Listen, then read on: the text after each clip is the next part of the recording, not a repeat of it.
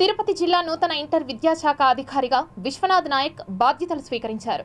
తిరుపతి జిల్లా ఇంటర్ విద్యాశాఖ అధికారిగా పనిచేస్తున్న స్వర్ణలత బదిలీ కావడంతో ఆమె స్థానంలో విశ్వనాథ్ నాయక్ బాధ్యతలు స్వీకరించారు.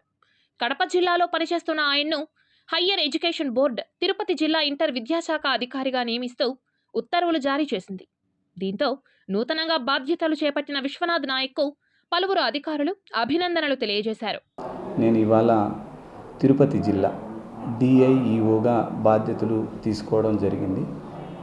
సార్ ఇన్స్ట్రక్షన్స్ ప్రకారము ఇవాళే తీసుకొని ఆ విధుల్లోకి మనము ఎందుకంటే పరీక్షలు జరుగుతున్నాయి కాబట్టి ఐపీ 2023 పరీక్షలు జరుగుతున్నాయి కాబట్టి ఆ పరీక్షల్లో భాగంగా